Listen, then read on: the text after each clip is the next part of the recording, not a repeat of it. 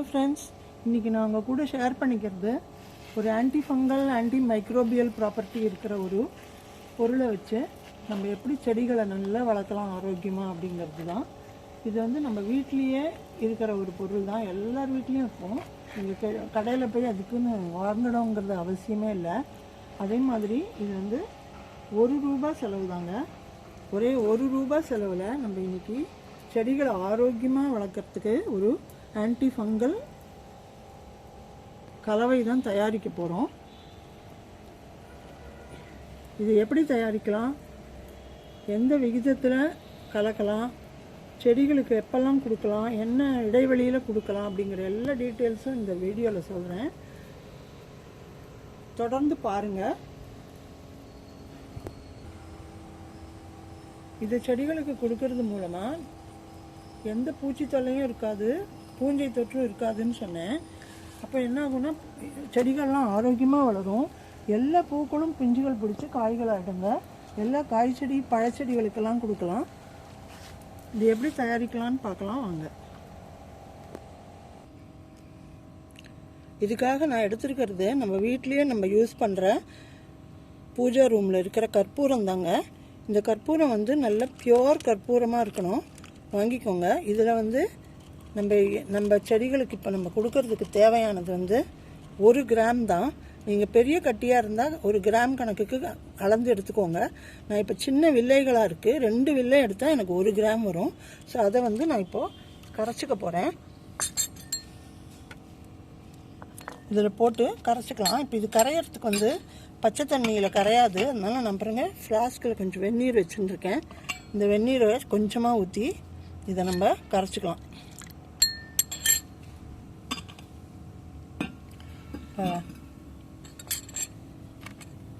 இதை வந்து கொஞ்சம் பொடி பண்ணி போட்டால் குயிக்காக கரைஞ்சிரும். இந்த மாதிரி பொடி பண்ணிக்கோங்க. இங்கே இருக்கட்டும்.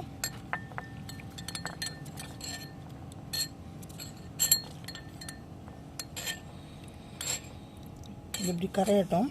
இப்போ அடுத்தது வந்து இன்னும் ஒரே ஒரு இன்க்ரீடியண்ட் இதுக்கு எடுக்கணும். அது வந்து நம்ம யூஸ் பண்ணுற வேப்பெண்ணெய் தான். இந்த வேப்பெண்ணெய் வந்து நீம் ஆயில்.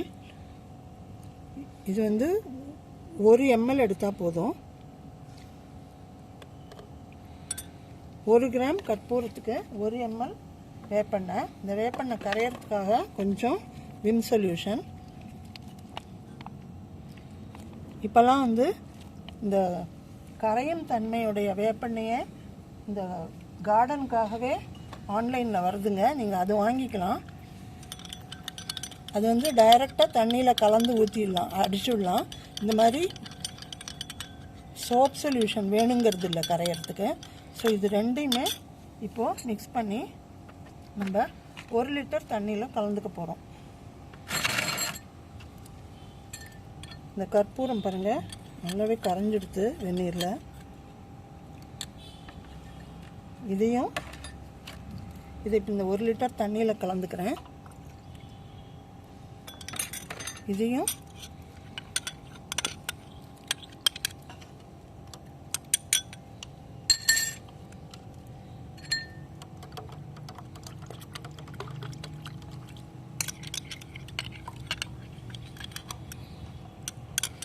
இப்படி கலந்துட்டு இப்போ இது 1 லிட்டர் சொல்யூஷன் நம்ம ப்ரிப்பேர் பண்ணியிருக்கோம். இதுக்கு வந்து 10 மடங்கு தண்ணி கிடக்கணும். ஸோ நீங்கள் வந்து இதை 1 கப் எடுத்தால் 10 கப் தண்ணி ஊற்றிக்கோங்க. இதுதான் ரேஷியோ.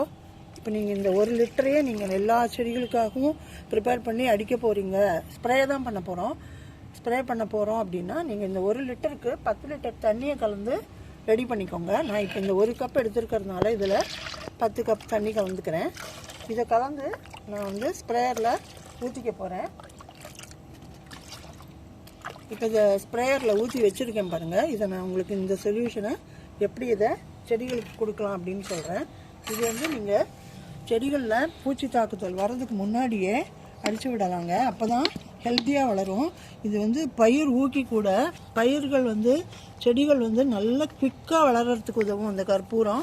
அதே மாதிரி செடிகள் ஹெல்த்தியாக வளர்கிறதுக்கு உதவும்.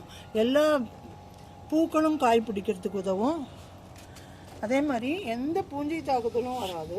ஸோ நீங்கள் வருமுன் காத்தல்னு 10 நாளைக்கு ஒரு தடவை இதை கண்டிப்பாக அடிச்சு விடுங்க. உங்கள் செடிகள்லாம் ரொம்ப ஆரோக்கியமாக வளரும். இந்த நீம் ஆயிலும் இந்த கற்பூரமும் சேர்ந்து ஒரு வளர்ச்சிக்கும் உதவும், பூச்சி தாக்குதலும் இல்லாமல் இருக்கும், எல்லா பூச்சிகளையும் விரட்டிடும். இந்த கற்பூரத்தில் வந்து ஒரு விஷத்தன்மை இருக்குது. பூச்சிகளுக்கு விஷத்தன்மை, நமக்கு கிடையாது. பூச்சிகளுக்கு விஷத்தன்மை இருக்குது, அதனால பூச்சிகள் வராது. அதே மாதிரி அதோட வாசனைக்கும் பூச்சிகள் வராது. ஸோ வருமுன் காத்தல்னு எல்லாத்துக்கும் அடிச்சு விடுங்க. முக்கியமாக இந்த மீலி பக்ஸு, அப்புறம் வந்து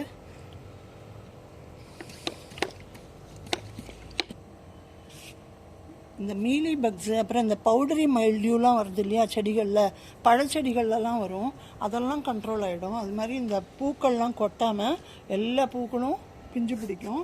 இந்த மிளகா செடியில் வர ஸ்டண்டட் க்ரோத்துன்னு சொல்லுவோம், செடிகள் அதிகமாக வளராமையே அப்படியே